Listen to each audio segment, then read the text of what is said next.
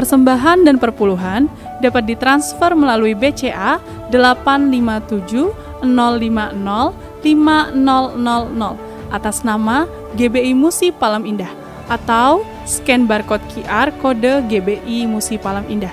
Tuhan Yesus memberkati.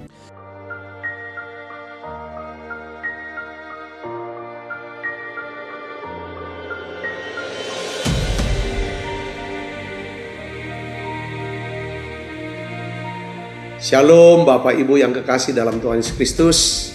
Kembali bergabung bersama dengan kami dalam 60 menit Menara Doa Gereja Betel Indonesia Musi Palem Indah. Berbahagialah orang yang engkau pilih dan yang engkau suruh mendekat untuk diam di pelataranmu. Kiranya kami kenyang dengan segala yang baik di rumahmu, di baitmu yang kudus. Jadi menara doa ini adalah pesan yang kuat di mana Tuhan mau panggil kita, pilih kita, suruh kita untuk mendekat kepada Dia supaya setiap kita kenyang dengan segala yang baik yang Tuhan sediakan buat setiap kita.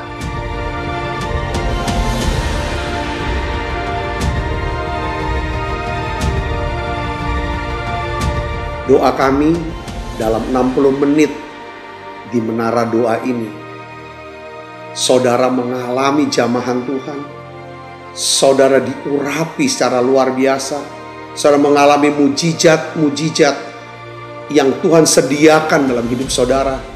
Dan saya berdoa dan saya percaya bahwa Tuhan akan memberkati saudara dalam segala aspek kehidupan saudara, baik rohani, jasmani, hubungan sosial maupun keuangan. Saudara pun menjadi saluran berkat buat banyak orang.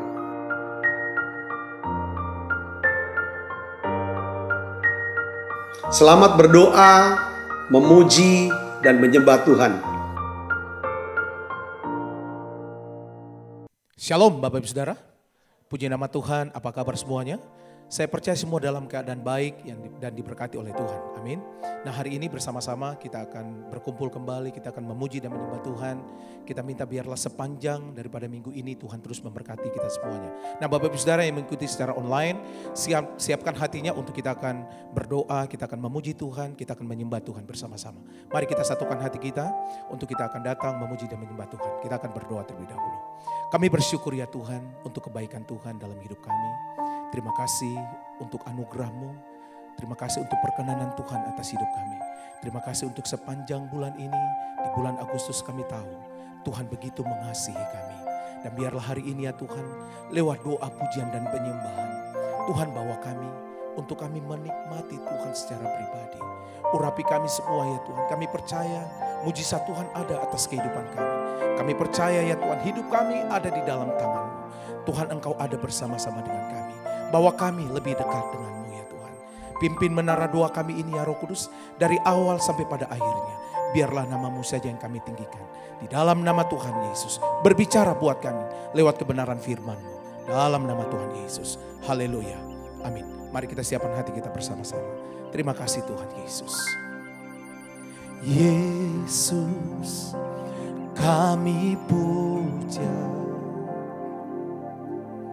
Kami sembah sebagai Raja, berdiri di tengah kami, ditinggikan dan dipuji. Sekali lagi katakan, Yesus kami puja. Sembah sebagai Raja, berdiri di tengah kami, ditinggikan dan dipuji. Oh, sembah dan puji penuhi tatamu, sembah dan puji penuhi tatamu, sembah dan puji penuhi tatamu. Yesus Tuhan adalah Raja. Sembah dan puji, oh sembah dan puji bagi katamu.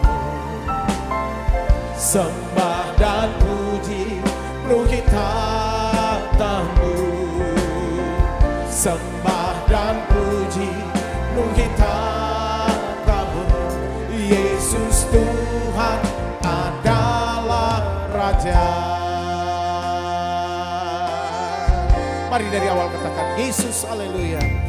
Yesus kami puja, kami sembah sebagai Raja.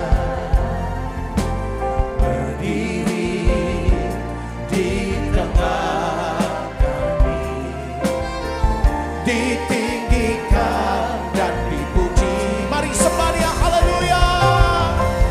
Sembah dan puji bagi katamu. Sembah dan puji bagi katamu. Sembah dan puji bagi katamu. Yesus Tuhan adalah sembah, oh sembah dan puji bagi katamu. Sembah dan puji bagi katamu. Sembah dan puji bagi katamu.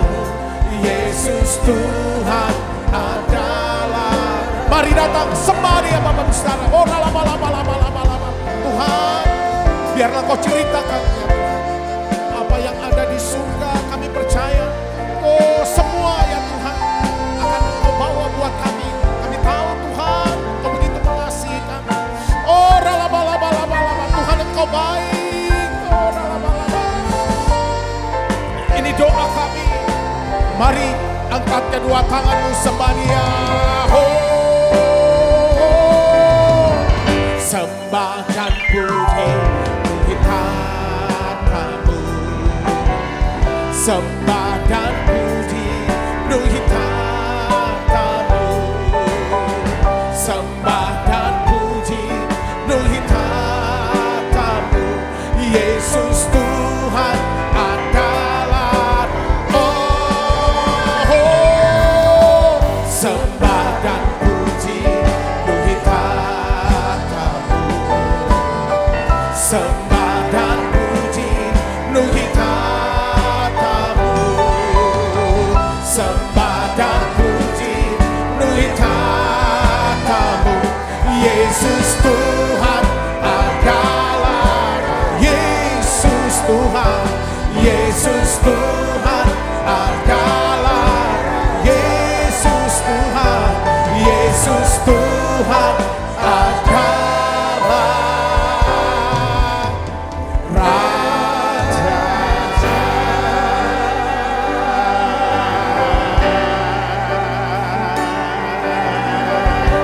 Mari datang sembah Dia, haleluya. Ora lama takara lama ya syadara lama. Oh, kami sembah Kau, kami tinggikan Engkau Tuhan.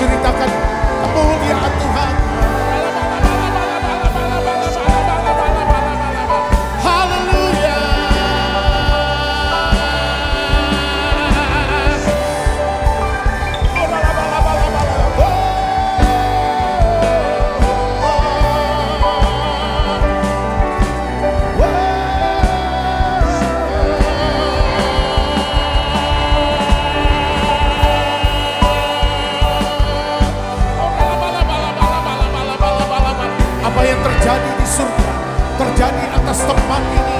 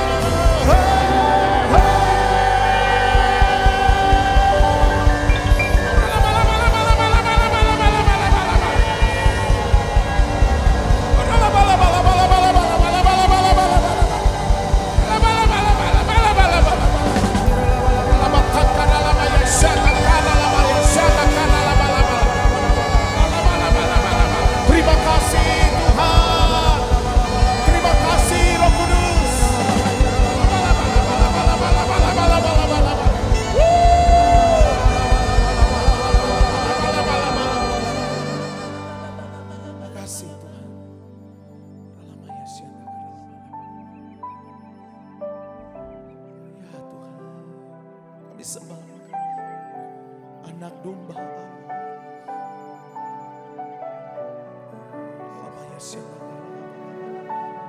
Terima kasih Roh Kudus. Yesus, Yesus.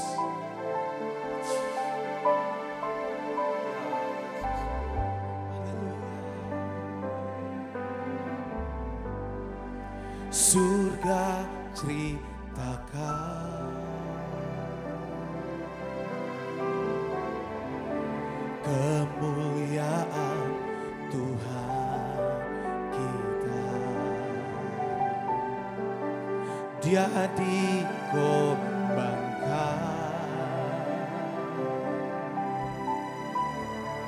satukan Allah dan kita.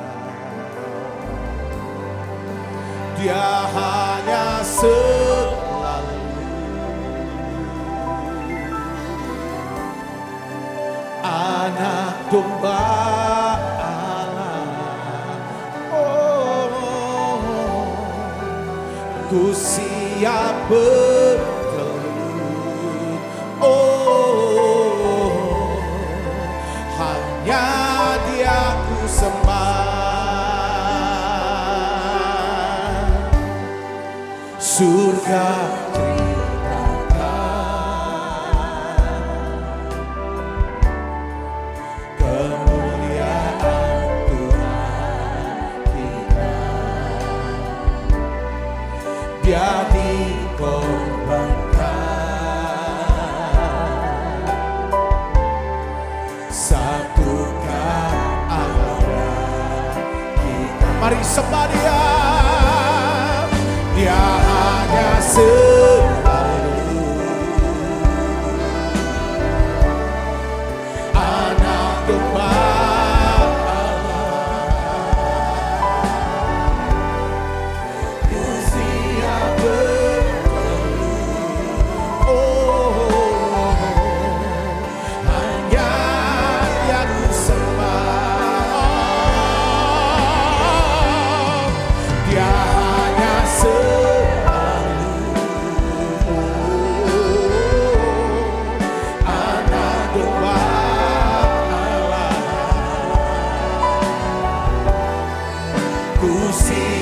bertelut. Oh, hanya Dia ku sembah. Oh, Dia hanya selalu anak domba. Ya Yesus, ku siap bertelut.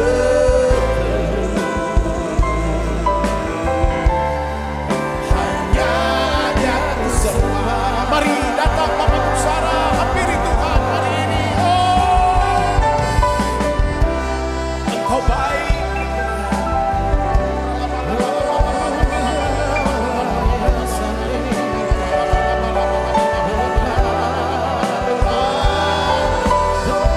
Bawa kami gereja hari-hari ini.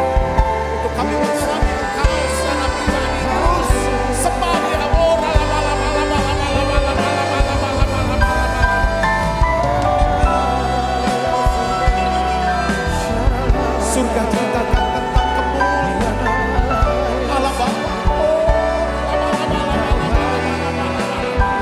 Kami sujud menyembah-Mu ya Tuhan.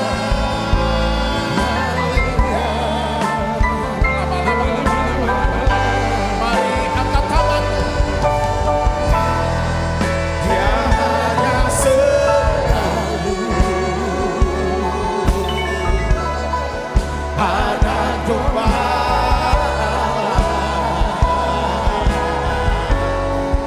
Ku siap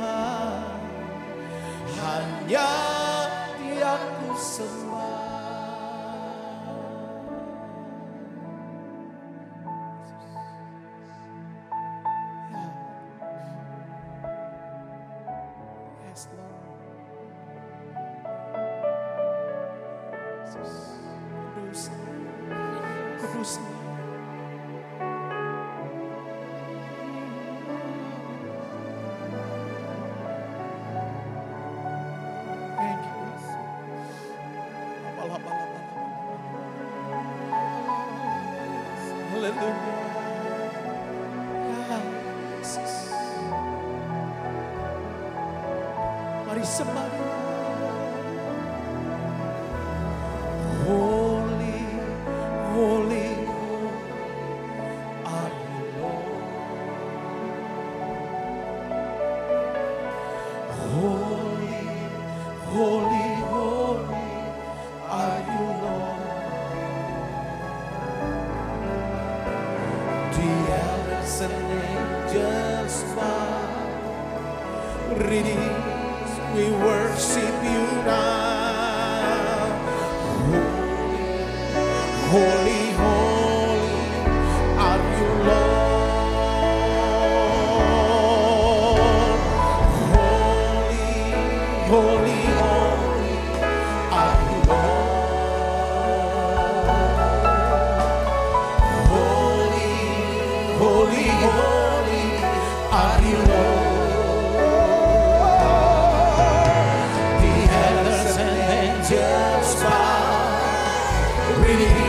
We worship you now. Holy, holy, holy are you Lord. Holy, holy, holy are you Lord.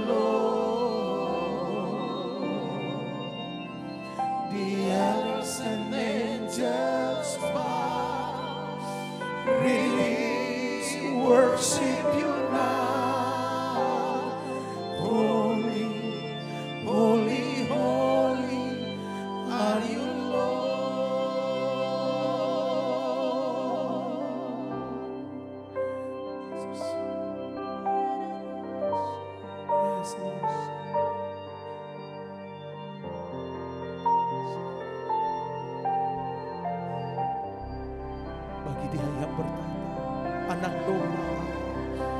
Yes, Lord. Kami berikan pujian pengagungan kami kepada-Mu. Oh, haleluya.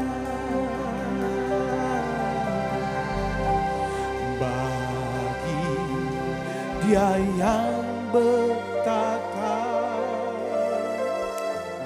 dan anak domba,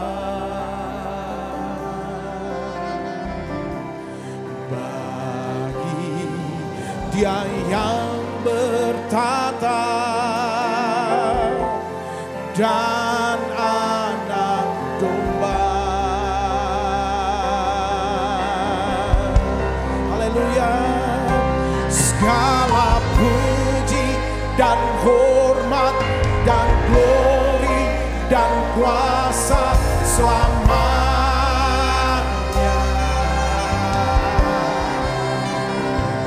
Segala puji dan hormat dan glory dan kuasa selamanya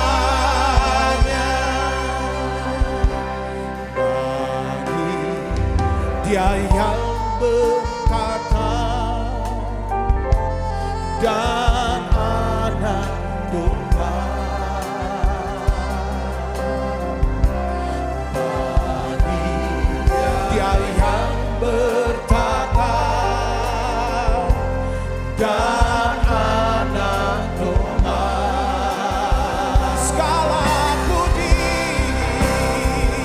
Segala puji dan hormat dan glory dan kuasa selamanya.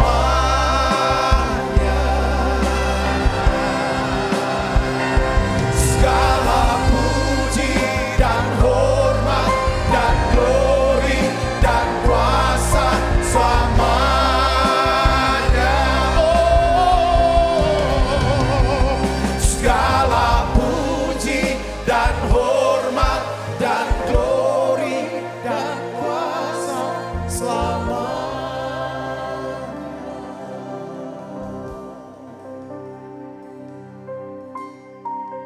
Tuhan, aku berdoa dalam nama Tuhan Yesus untuk setiap anak-anak-Mu ya Tuhan yang hadir di menara doa ini.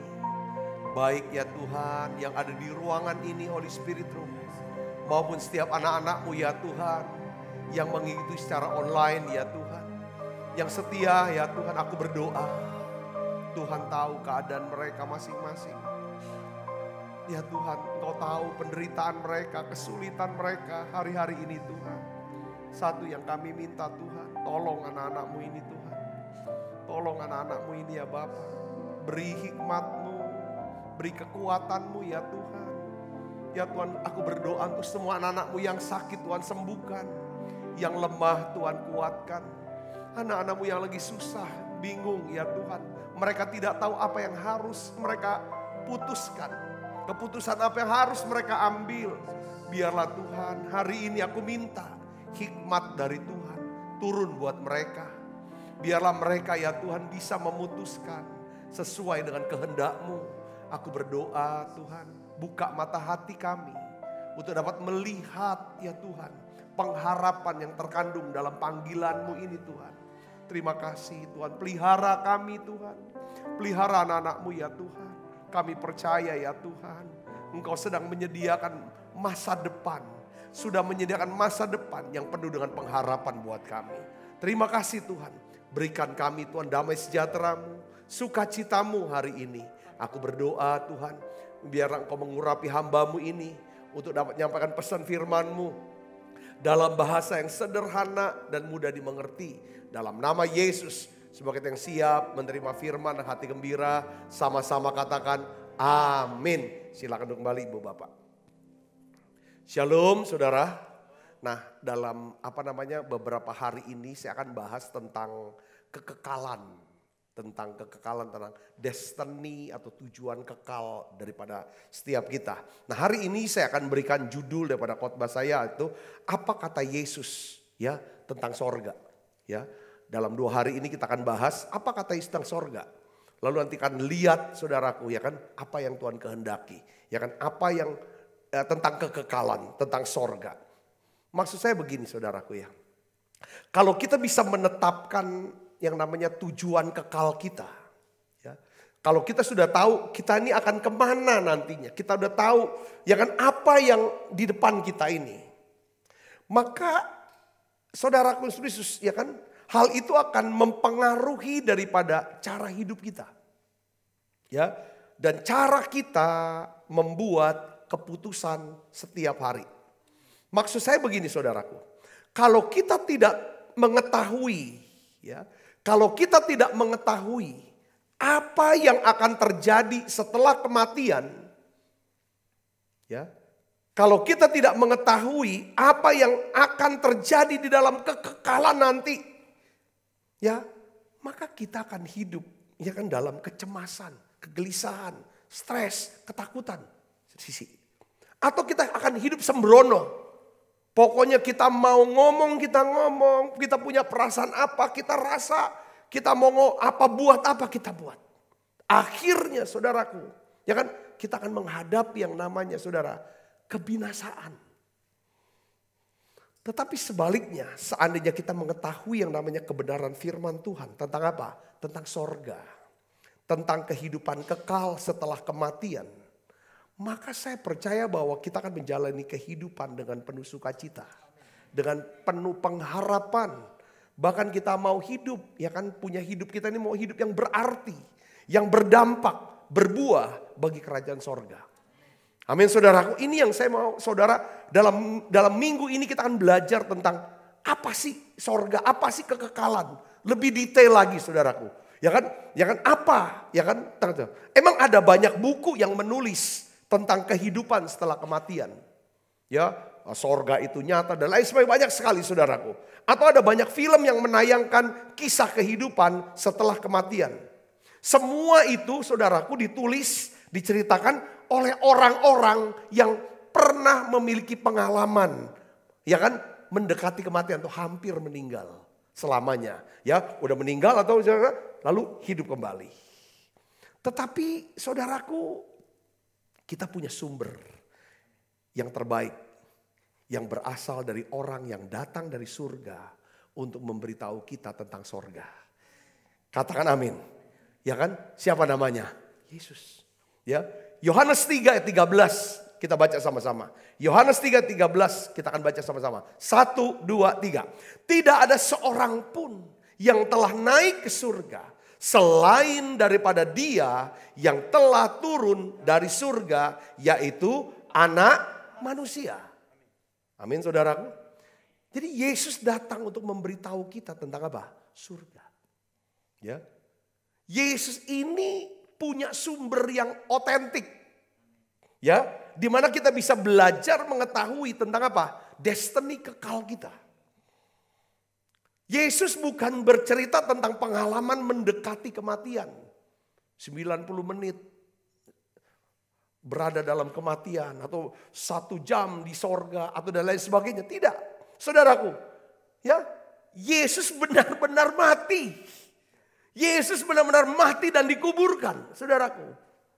Ya kan? Tetapi Yesus dibangkitkan kembali setelah mengalami kematian 3 hari. Jadi Yesus Kristus memiliki sesuatu yang lebih otentik untuk dikatakan kepada kita. Jadi Yesus bukan berada di sorga 90 menit. Tetapi Dia telah berada di surga di dalam kekekalan. Katakan amin saudara. Dan Dia ingin beritahu kepada kita tentang sorga. Nah dalam minggu ini kita akan bahas. Ya kan, apa yang dikatakan Yesus tentang sorga dan kekekalan. Supaya saudara dan saya walaupun kita dengar nih. Ya kan, krisis ekonomi, krisis energi, krisis pangan. Iya memang Alkitab akan jelaskan itu. Sudah mengatakan hal itu. Tetapi apa yang harus kita buat dalam hidup kita ini? Saya sih ingin ya kita sebagai orang Kristen gini. Kita jangan nambah masalah. Kalau ada masalah yang bisa kita nggak buat. Ya kan, karena masalah yang kita nggak buat pun akan datang masalah di luar kita. Karena ada masalah-masalah yang disebabkan karena apa? Kesalahan yang kita sengaja buat. Saudaraku. Dan lain sebagainya. Jangan tambah masalah. Tapi saya ingin beritahu kepada saudara memang ya kan bahwa Ada banyak hal yang Tuhan Yesus katakan tentang kekekalan, tentang sorga. Tetapi dalam beberapa hari ke depan, dalam minggu ini, saudara, kita akan renungkan satu-satu. Paling tidak ada 4 hal yang Tuhan katakan. Kita fokus pada 4 hal aja yang Tuhan katakan tentang sorga, tentang kekekalan. Yang pertama, saudaraku, ya, Tuhan Yesus mengatakan bahwa kita diciptakan untuk apa? Kekekalan. Saudara dan saya diciptakan Tuhan untuk kekekalan. Ini yang harus kita tahu. Ya, jadi hidup adalah persiapan untuk apa? Kekekalan. Jadi kita diciptakan untuk kekekalan. Suatu hari jantung kita akan berhenti berdetak. Hari itu adalah akhir dari apa? Tubuh fana kita. Tetapi bukan akhir dari diri kita. Saya bisa ngerti ini. Waktu jantung berhenti berdetak, akhir dari tubuh ini. Saudaraku, tubuh ini akan dikuburkan mati. Tapi bukan akhir dari diri kita. Kita hidup di dunia ini 60 tahun sampai 100 tahun di bumi. Tetapi kita akan menghabiskan triliunan tahun di dalam apa? Kekekalan. Hidup masa sekarang ini hanya suatu warming up atau pemanasan. Satu latihan sebelum pertunjukan yang sesungguhnya. Ya saudara, dalam kekekalan. Tetapi latihan, ya saudaraku, ya latihan. Ya kan, yang kita lakukan di dunia ini Tuhan mau seperti pertunjukan yang sesungguhnya. Jadi Tuhan, apa sih bentuk kehidupan yang Tuhan kehendaki? Tuhan ingin saudara dan saya menjalani kehidupan di bumi ini seperti yang akan kita lakukan selamanya di dalam kekekalan sorga. Katakan amin. Hari Minggu kemarin saya bahas dalam ibadah raya, apa yang Tuhan kehendaki dalam hidup kita. Tuhan ingin selama kita hidup bukan cuma untuk ngumpulin banyak hal, barang, uang, harta. Bukan hanya sekedar untuk mencapai satu prestasi, sukses, jabatan, pencapaian. Bukan cuma itu. Walaupun Tuhan senang kalau kita bisa dapatkan itu semua. Tapi yang terutama yang Tuhan inginkan dalam hidup kita, waktu kita jalan hidup adalah kita harus belajar apa? Mengasihi Tuhan dan mengasihi sesama. Katakan amin saudara. Ini yang Tuhan inginkan, saudaraku, ya kan? Saya ingin nanya sama saudara begini. Apakah saudara telah memikirkan tentang masa depan saudara? Mungkin saudara sudah memikirkan rencana untuk 1 tahun ke depan dari hidup saudara. Atau beberapa di antara saudara sudah memikirkan rencana 10 tahun ke depan untuk anak-anak saudara. Tetapi pertanyaannya sekarang adalah begini saudara. Ini pribadi, saudara pernah nanya gak sama diri sendiri? Diam sebentar, sekarang saudara tanya sama dirinya sendiri. Apakah aku sudah memikirkan rencana untuk 10.000 tahun ke depan aku ada di mana? Aku bersama siapa? Tuhan telah memikirkan rencana 10.000 tahun ke depan untuk hidup kita. Tuhan telah memikirkan untuk kita suatu hidup yang kekal. Yang mengerti katakan amin. Yohanes 3:16 katakan apa? Karena begitu besar kasih Allah akan dunia ini. Sehingga ia telah mengaruniakan anaknya yang tunggal. Supaya setiap orang yang percaya kepadanya tidak binasa. Melainkan beroleh hidup yang kekal. Katakan amin. Tuhan sudah rencanakan. Saudaraku, untuk hidup kita 10.000 tahun ke depan. Saudaraku, dia sudah punya rencana untuk satu hidup yang kekal. Yang kehidupan setelah kematian bersama dengan dia. Saudaraku, caranya bagaimana saudaraku? Saudara tahu bahwa Yesus telah membayar segala sesuatu yang dipersyaratkan supaya saudara dan saya bisa beroleh hidup yang kekal. Yesus mati di salib untuk menanggung segala dosa kita dan bangkit dari kematian supaya saudara dan saya yang percaya pada Yesus beroleh hidup yang kekal. Nah, saudara, saya ingin beritahu lagi saudara, ada satu lagi yang lebih dalam lagi saya ingin sampaikan. Apa perkataan Yesus, saudaraku? Di dalam Yohanes 5 ayat 28 sampai 29. Ini satu perkataan Yesus yang sangat penting. Yang saudara dan saya harus pahami ini. Dan terus diterjemahkan oleh Rasul Paulus tentang peristiwa ini saudaraku. Mari kita akan baca sama-sama. 1, 2, 3. Janganlah kamu heran akan hal ini. Sebab saatnya akan tiba. Ini pasti terjadi.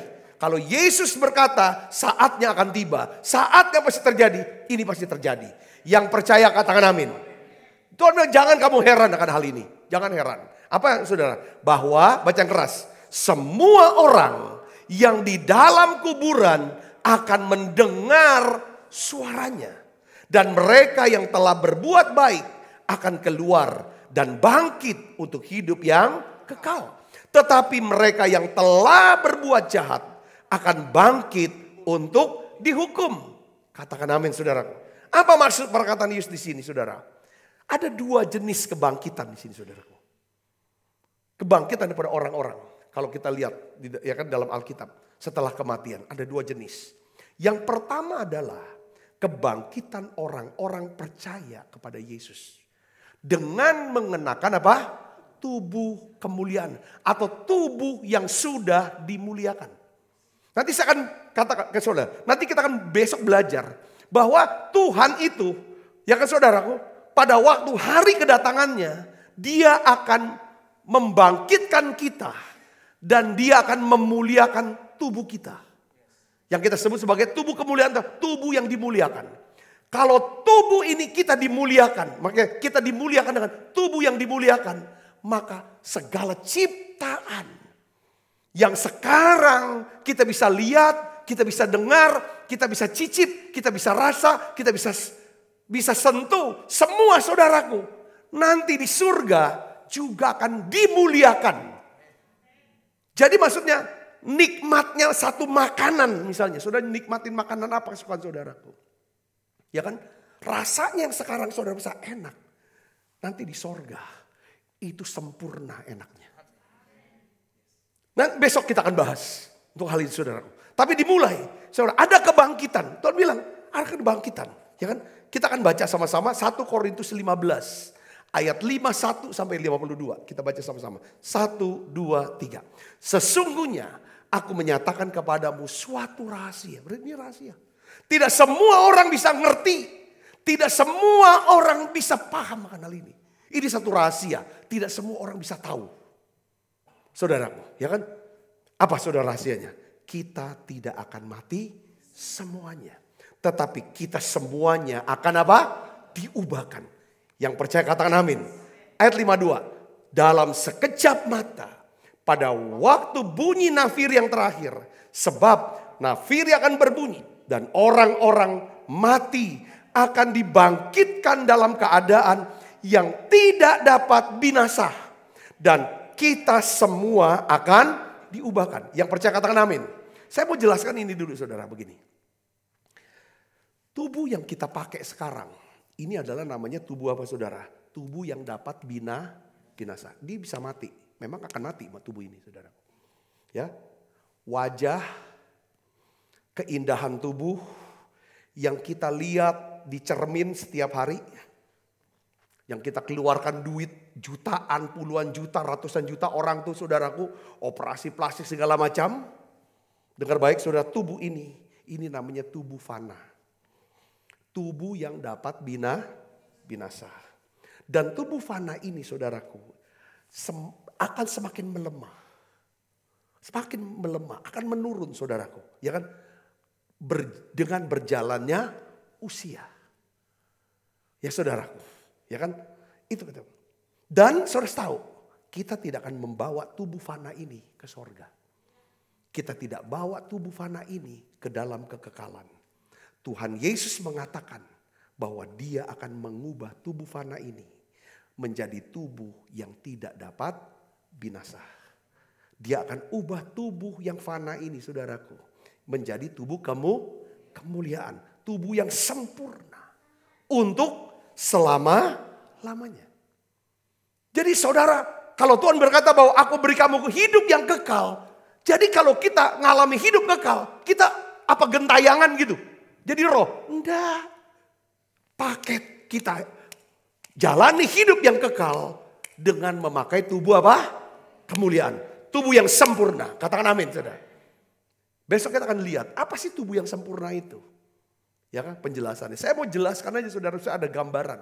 Bahwa saudara, ya kan, yang kedua adalah kebangkitan orang-orang yang menolak percaya Yesus Kristus. Mereka akan mengenakan apa? Tubuh untuk dibinasakan. Kalau orang yang percaya Yesus, mereka mengenakan tubuh yang dimuliakan atau tubuh kemuliaan. Tapi orang yang tidak percaya Yesus, mereka akan mengenakan tubuh untuk dibinasakan. Ya kan saudaraku? Tubuh untuk dihukum. Jadi di neraka, dihukum misalnya tubuhnya. Dia dipukul, disiksa, dibakar. Nanti muncul lagi tubuh yang baru. Siksa lagi, sakit muncul lagi. Dan itu selama-lamanya. Itu namanya tubuh untuk dibinasakan. Bukan kalau sekarang kan orang disiksa, ditusuk jantungnya. Lalu jantungnya berhenti, selesai penderitaannya. Itu saudara, itu namanya tubuh fana. Tapi ada satu tubuh saudaraku yang tidak akan pernah bisa mati, tetapi bisa merasakan kesakitan yang luar biasa. Itu namanya tubuh untuk dibinasakan. Saudara, katakan amin saudara. Nah ini dia. Ini hal yang mengerikan. Coba kita lihat di sini, ya kan? Orang yang pakai tubuh ini adalah orang yang ada di mana? Saudaraku, kita lihat 2 Tesalonika 1 ayat 9. Kita baca sama-sama. 2 Tesalonika 1 ayat 9, mari kita baca 1, 2, 3. Mereka ini akan menjalani hukuman kebinasaan selama-lamanya. Dijauhkan dari hadirat Tuhan dan dari kemuliaan kekuatannya. Katakan amin. Sekali lagi kita baca sama-sama. 1, 2, 3. Mereka ini akan menjalani hukuman kebinasaan selama-lamanya. Dijauhkan dari hadirat Tuhan dan dari kemuliaan kekuatannya. Jadi mereka yang menolak beriman kepada Tuhan Yesus akan mengalami yang namanya kematian kekal atau penghukuman kekal. Dan mereka akan mengenakan tubuh untuk apa? Dibinasakan di dalam apa? Neraka kekal. Yang artinya apa? Dijauhkan dari hadirat Allah dan dari kemuliaan kekuatannya. Jadi ada tempat saudaraku. Yang pertama adalah tempat disebut namanya sorga. Saudaraku, di mana tempat ini adalah tempat di mana ada hadirat Allah, ada kekuatan kemuliaan Allah, dan di sanalah orang-orang yang percaya Yesus, saudara, tinggal hidup kekal dengan mengenakan tubuh kemuliaan. Saudara, ada satu tempat lain yang kita sebut namanya apa? Neraka. Jadi di sini manusia akan menghabiskan waktunya dalam kekekalan. Artinya apa? Pertama, di surga hidup kekal bersama dengan Tuhan Yesus. Dengan mengenakan tubuh kemuliaan. Di neraka mereka hidup terpisah dari Tuhan Yesus. Mengenakan tubuh untuk dibinasakan. Saudara-saudara. Jadi kegiatan sorga, kegiatan neraka itu dua hal yang sangat berbeda. Saudara tahu tidak? Ternyata tuh di Alkitab ya. Ya Alkitab tuh ternyata Tuhan Yesus tuh lebih banyak bicara tentang apa? Neraka. Bicara kekal, banyak bicara tentang neraka. Ketimbang dia berbicara sorga. Saudaraku, ada gak sih orang yang ingin terpisah dari Tuhan? Siapakah orang yang ingin terpisah dari Tuhan? Maksudnya terpisah dari Tuhan untuk selamanya adalah orang-orang. Siapa mereka? Saudaraku, ada orang bertanya. Ya kan mungkin ada pertanyaan, mengapa ada satu tempat yang namanya neraka? Kan banyak orang nanya gitu, kalau Tuhan tuh baik, kenapa Tuhan kasih buat neraka? Banyak orang berkata begitu. Saya ingin beritahu saudara, satu-satunya alasan seseorang itu berada di neraka atau hidup terpisah dari hadirat Allah, karena apa saudaraku? Satu-satunya alasan tuh saya gabung nih satu alasan, tetapi ini ada tiga jenisnya. Pertama, saudara, karena mereka menolak untuk percaya kepada Tuhan Yesus. Ya, menolak percaya kepada Yesus. Ini benar fatal. Saudara. Yang kedua, mereka memang memilih untuk berada di sana. Kenapa mereka memilih berada di sana? Karena mereka tidak mau Yesus. Mereka tidak mau hidup, saudara, bersama Yesus. Memang mereka mau hidup terpisah dari Tuhan Yesus. Tuhan Yesus tidak pernah memaksa siapapun untuk percaya dan mengasihi Dia selama manusia hidup di dunia ini. Katakan amin. Dan Tuhan Yesus pun tidak akan pernah memaksa siapapun untuk mau hidup bersama dengan Dia di dalam kekekalan sorga. Ada seorang filsuf dan teolog dari Inggris yang bernama G.K. Chesterton. Neraka adalah sebuah tempat khusus, ya, yang diberikan sebagai bentuk apresiasi Tuhan. Waduh, indah benar kata-kata ini. Benar gak saudara? Jadi neraka, kenapa kok harus ada neraka? Dia bilang neraka adalah sebuah tempat khusus yang diberikan sebagai bentuk apresiasi. Satu penghargaan Tuhan atas kebebasan dan kedaulatan manusia untuk memilih. Neraka kita tahu itu tempat di mana di sana tidak ada hadirat Tuhan, di sana tidak ada kemuliaan Tuhan. Saya bisa ngerti sini, katakan amin, ya kan? Ya kan? Karena manusia selama dia hidup, ya kan, diberikan kebebasan untuk memilih, berdaulat untuk memilih. Memilih apa? Apakah mau percaya dan mengasihi Tuhan Yesus, ataukah menolak untuk percaya dan mengasihi Yesus Kristus? Bahkan dalam kekekalan pun Tuhan tidak akan memaksa manusia untuk tinggal bersamanya. Ini kata-kata daripada teolog ini, saudaraku. Jadi sebenarnya neraka itu bukan karena Tuhan marah, Tuhan benci. Tuhan orangnya tidak mau paksa. You mau dekat sama saya. You mau percaya, mau mengasihi saya, mau dekat bersama saya. Ayo, tunjukkan selama hidup di dunia ini. Aku berikan, aku punya rencana kekal buat hidupmu. Aku punya rencana kekal. Ya kan? Kita sudah tahu, Alkitab katakan, semua manusia sudah jatuh di dalam dosa. Dan upah dosa adalah apa? Maut, kematian, hukuman kekal. Tidak, itu that's all. Tidak bisa. Setiap pelanggaran atas hukum-hukum Allah harus orang dihukum. Katakan amin. Dan pelanggaran ini tidak bisa, saudaraku, dibayar dengan perbuatan baik. Seperti saudara melanggar peraturan lalu lintas. Ya, lalu saudara ditangkap polisi, lalu ditilang oleh polisi. Saudara harus menghadap pengadilan dan saudara harus dijatuhi hukuman. Tidak bisa saudara berkata saudara sudah berbuat baik, berbuat amal kepada anak yatim piatu, janda-janda miskin dan lain sebagainya. Tetapi pelanggaran saudara tidak ada kaitannya dengan perbuatan baik saudara. Saudara bisa mengerti sini, katakan amin saudara. Nah, oleh karena itu, caranya bagaimana Allah menyelesaikan? Saudara, Dia utus anaknya Yesus Kristus. Saudaraku, dari sorga ke bumi, menjelma menjadi manusia. Dan Dia mati untuk menanggung, membayar semua dosa dan kesalahan kita. Supaya setiap kita yang berdosa, tetapi kita bisa percaya kepada Dia. Tuhan katakan, kita akan menerima pengampunan dosa. Kita akan dibenarkan. Dan kita beroleh hidup yang kekal. Katakan amin. Ketika anak manusia ini nanti datang. Maka di dalam kubur akan ada kebangkitan. Dan kita akan diberikan apa? Tubuh kemuliaan.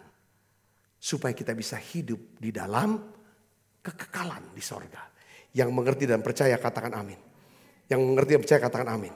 1 Petrus 2 ayat 24 sampai 25 katakan begini. Ia sendiri telah memikul dosa kita di dalam tubuhnya. Di kayu salib. Supaya kita yang telah mati terhadap dosa. Hidup untuk kebenaran. Oleh bilur-bilurnya kamu telah sembuh. Sebab dahulu kamu sesat seperti domba. Tetapi sekarang kamu telah kembali kepada gembala dan pemelihara jiwamu. Katakan amin saudara.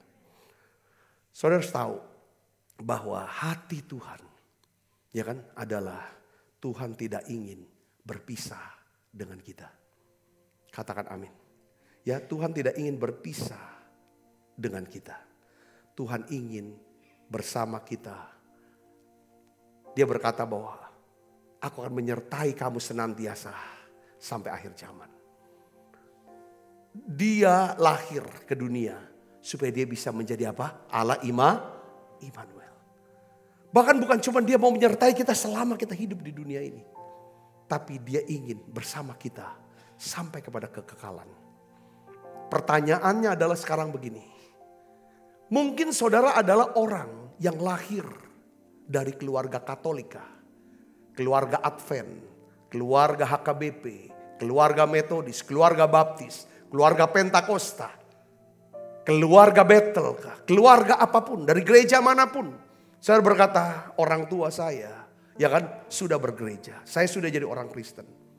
Saya mau katakan satu hal, saudara, bahwa kita dilahirkan jadi orang Kristen, ya kan, tidak cukup. Tapi Tuhan mau minta kita dilahirkan kembali. Saudara saya harus dilahirkan kembali, ya kan, dari air dan roh. Saudara harus mengalami kelahiran baru. Ya kan? Manusia yang mau memperoleh hidup yang kekal. Manusia yang mau mendapatkan tubuh untuk dimuliakan pada hari kebangkitan. Manusia itu harus dilahirkan 2 kali.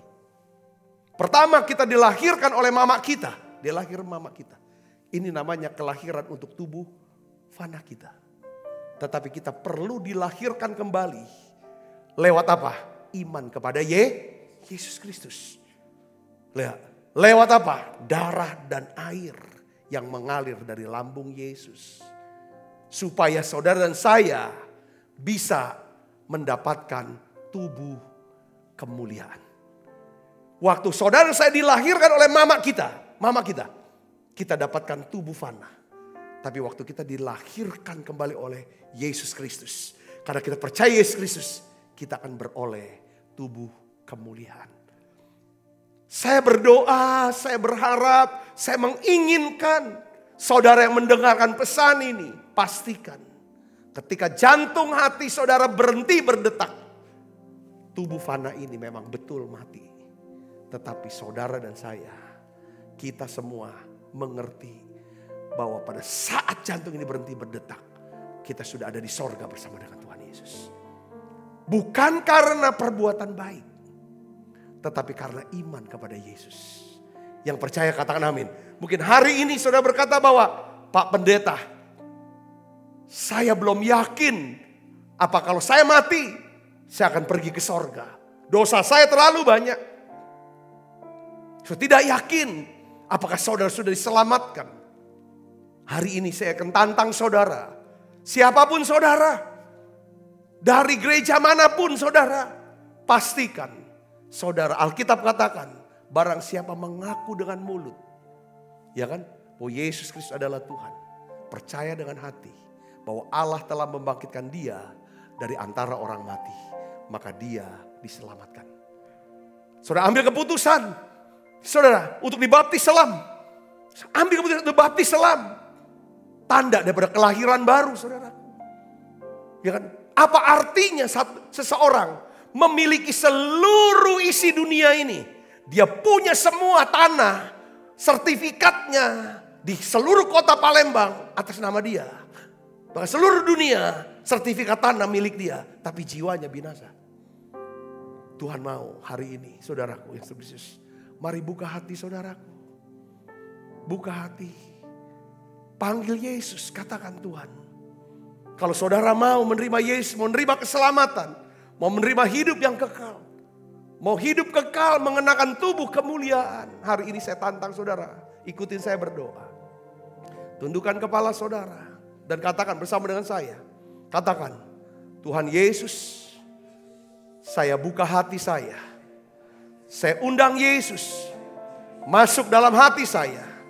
Dan saya mengaku Yesus adalah Tuhan dan juru selamat saya secara pribadi. Saya percaya Allah membangkitkan Yesus dari kematian, naik ke surga, menyediakan tempat buat saya, dan akan datang lagi untuk menjemput saya. Tuhan, saya sadar saya orang berdosa. Ampuni dosa saya. Sucikan saya dengan kuasa darah-Mu. Sekarang jadilah Tuhan dan juru selamat saya secara pribadi. Terima kasih Tuhan untuk keselamatan yang kekal yang Tuhan berikan buat saya. Di dalam nama Yesus saya berdoa. Haleluya. Amin. Amin. Kita makan perjamuan kudus, saudara.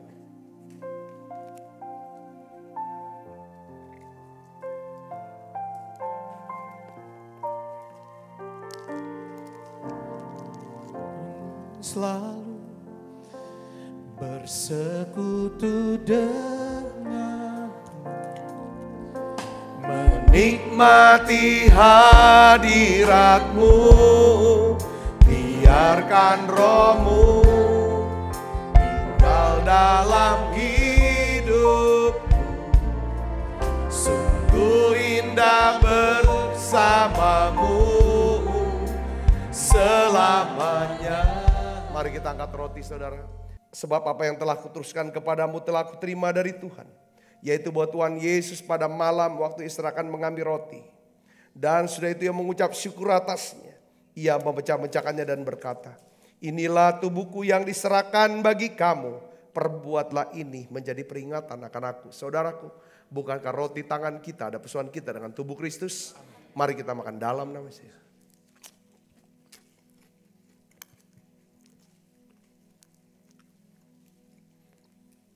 Angkat cawan. Demikian juga yang mengambil cawan sudah makan lalu berkata, cawan ini perjanjian baru yang dimeteraikan darahku. Perbuatlah ini setiap kali kamu meminumnya menjadi peringatan akan aku. Saudaraku, bukan cawan perjanjian ini atasnya kita ucapkan syukur adalah persoalan kita dengan darah Kristus. Mari kita minum dalam nama Yesus. terima kasih Tuhan. Terima kasih Tuhan. Haleluya. Terima kasih Yesus. Terima kasih Yesus. Ku bersyukur hanya bagimu ya Allahku, ya Tuhanku. Terima kasih Yesus.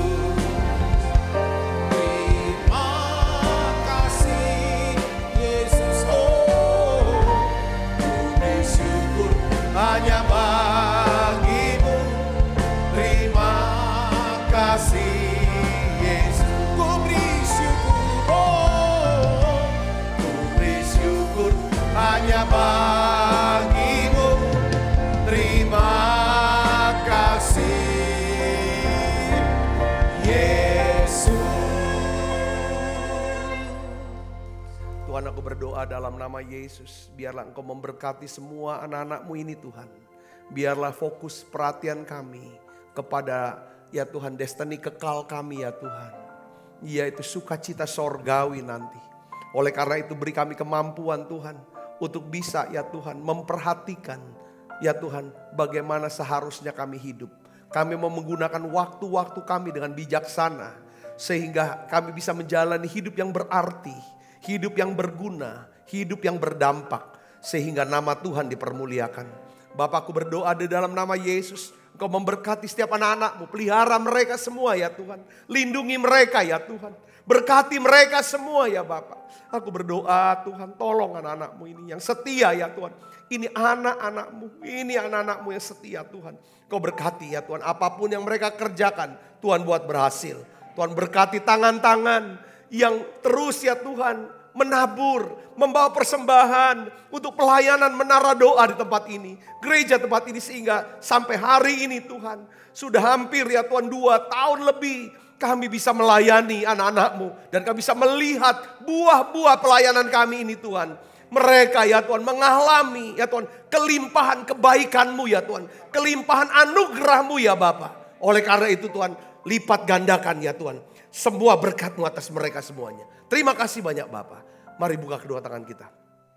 Arahkan hati pandang kita ke surga untuk menerima berkat dari Allah. Kekasih Kristus, terimalah berkat yang berlimpah-limpah daripada Allah Bapa. Di dalam anaknya yang tunggal Tuhan kita Yesus Kristus.